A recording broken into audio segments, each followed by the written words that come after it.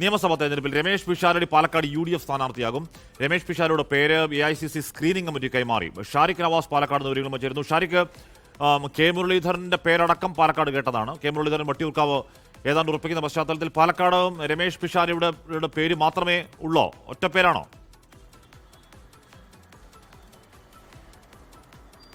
ഹാഷ്മി, തീർച്ചയായും രമേശ് പിഷാരടിയുടെ ഏക പേര് മാത്രമാണ് ഇപ്പോൾ പാലക്കാട് നിന്നും, അതായത് പാലക്കാട് നിയമസഭാ മണ്ഡലത്തിൽ നിന്നും മത്സരിക്കാൻ വേണ്ടി രമേശ് പിഷാരടിയുടെ പേര് മാത്രമാണ് AICCയുടെ സ്ക്രീനിംഗ് കമ്മിറ്റിക്ക് മുൻപാകെ എത്തിയിരിക്കുന്നത്.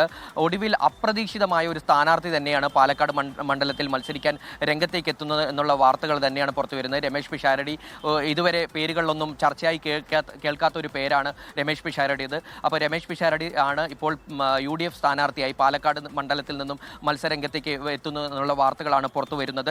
നേരത്തെ മുൻപ് മുതിർന്ന കോൺഗ്രസ് നേതാവ് കെ മുരളീധരൻ, അതുപോലെ തന്നെ മുൻ IAS ഉദ്യോഗസ്ഥനായ കണ്ണൻ ഗോപിനാഥൻ എന്നിവരുടെ ഉൾപ്പെടെ പേര് സജീവമായി പരിഗണിച്ചിരുന്നു.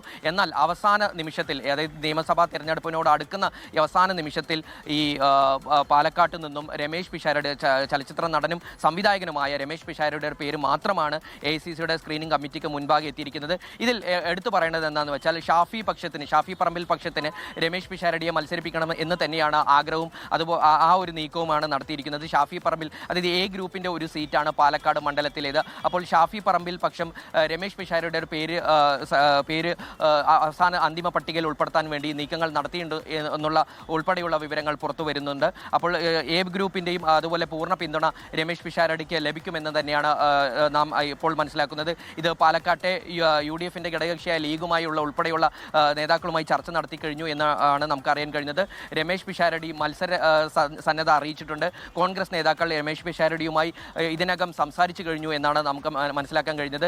ഇത്തരത്തിൽ രമേശ് പിഷാരടിയാണ് UDF സ്ഥാനാർത്ഥിയായി വരുന്നതെങ്കിൽ മറുപക്ഷത്ത് BJPയുടെ സ്ഥാനാർത്ഥിയായി ശോഭാ സുരേന്ദ്രൻ ഉൾപ്പെടെയുള്ളവർ മത്സരിക്കുമെന്നാണ് നമുക്ക് കുറച്ച് ദിവസങ്ങൾക്ക് മുമ്പ് അറിഞ്ഞത്. അപ്പോൾ ഇത്തരത്തിൽ പാലക്കാട് മണ്ഡലത്തിൽ, കേരളം തന്നെ ഏറ്റവും ഉറ്റുനോക്കുന്ന പാലക്കാട് മണ്ഡലത്തിൽ വലിയൊരു രാഷ്ട്രീയ പോര് തന്നെ നടക്കുമെന്ന് തന്നെ പറയാം. കാരണം ഒരു ചലച്ചിത്ര നടനും സംവിധായകനുമായ ഒരാൾ മത്സരരംഗത്തേക്ക് വരുന്നു. അതുപോലെ തന്നെ BJPയുടെ ഒരു ഉന്നത നേതാവ് ശോഭാ സുരേന്ദ്രനെ ഉൾപ്പെടെയുള്ള നേതാക്കൾ ഇവിടെ മത്സരിക്കുന്നു. അപ്പോൾ പാലക്കാട് വീണ്ടും ഈ തെരഞ്ഞെടുപ്പ് ചൂടിൽ വലിയ ചർച്ചയായി മാറുമെന്ന് തന്നെയാണ് നമുക്ക് മനസ്സിലാക്കാൻ കഴിയുന്നത്. ഹാഷ്മി, ലോകത്തെവിടെയായാലും ഏത് സമയത്തും 24 വാർത്തകളും ഓഗ്മെന്റഡ് റിയാലിറ്റി പാക്കേജുകളും എക്സ്പ്ലെയിനറുകളും വിശദമായി കാണാൻ ഞങ്ങളുടെ YouTube ചാനൽ നിങ്ങൾക്ക് സബ്സ്ക്രൈബ് ചെയ്യാം.